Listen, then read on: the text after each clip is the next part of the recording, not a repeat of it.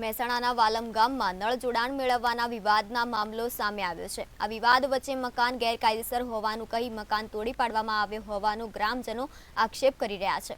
વાલમ ગ્રામ પંચાયતનું માનીતીઓએ કુલ ગેરકાયદેસર દબાણો તોડી પાડ્યા છે, પણ જ્યારે નિવેદન આપવાની વાત કરી તો વાલમ ગ્રામ પંચાયત સરપંચ હાર્દિક પટેલ કંઈ પણ કહેવાનો ઇનકાર કર્યો હતો। તો વળી તલાટીને પણ પાણીના નળ જોડાણ અને મકાન તોડવા મુદ્દે પૂછતા ચૂપકીદી સેવી લીધી હતી। જેમાં વાલમ ગ્રામ પંચાયતે સરપંચ અને તલાટી દ્વારા 181 દિવસથી 3 અરજદારને પાણી આપેલ નથી। જેમાં અમોએ અરજી અને આરટીઆઈ કરતા જેઓની ચોરીને ભ્રષ્ટાચાર નીકળતો રાતોરાત પાઇપલાઇન દ્વારા નાખતો અમે વિડીયોગ્રાફી કરેલી, જે નીકળતો અમને સરપંચ તલાટીએ દબાણમાં પટેલ બિપિનભાઈને ગેરકાયદેસર મકાન ઠેરવી એમને તોડી પડાયું છે।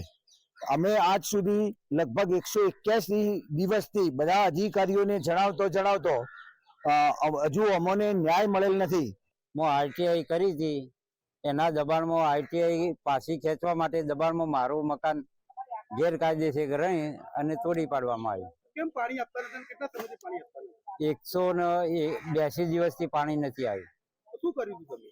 અમે આરટીઆઈ માગી હતી અરજી, પહેલા મૌખિક કર્યું, મૌખિકમાં ન મને એટલે અમે આરટીઆઈ કરી અને આરટીઆઈ પાછી ખેંચવા માટે એ ચોર પકડોણા એટલે અમે પાછી